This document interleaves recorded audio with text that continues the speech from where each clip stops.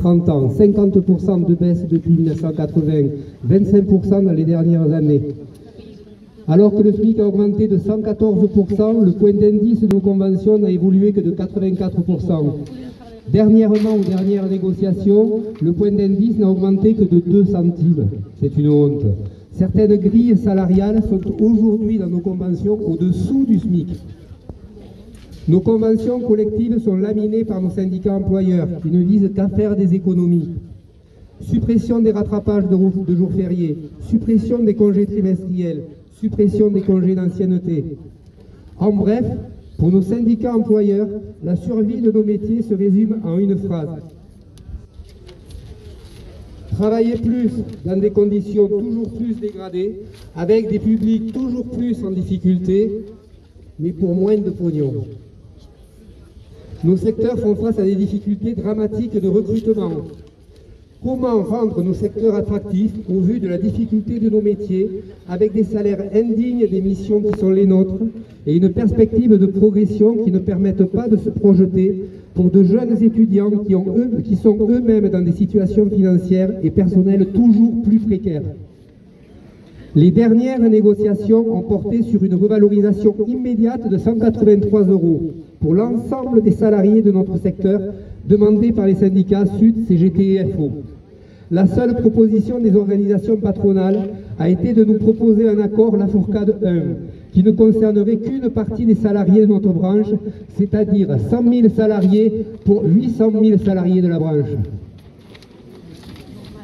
Les syndicats SUD, CGT et FO n'ont pas signé cet accord et ont fait valoir leur droit d'opposition, car nous refusons de participer à la division de nos collègues et de légitimer une inégalité de traitement dans nos établissements.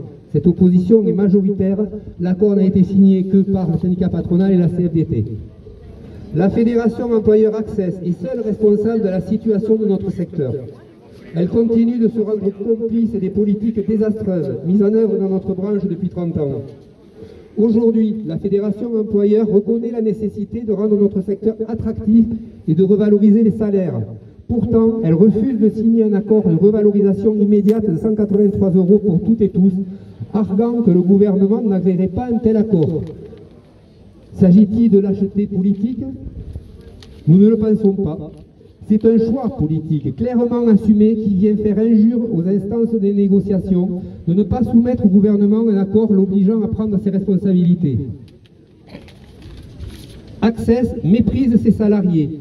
Elle méprise aussi ses cadres et ses directeurs.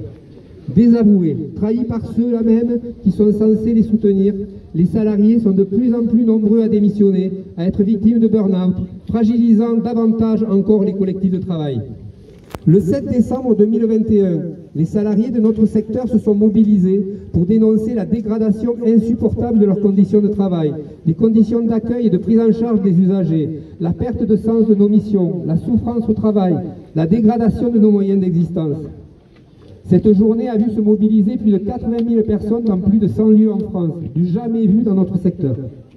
Nous toutes et tous avons manifesté pour retrouver notre dignité, défendre les valeurs auxquelles nous sommes attachés, exiger les moyens pour nous mener à bien nos missions.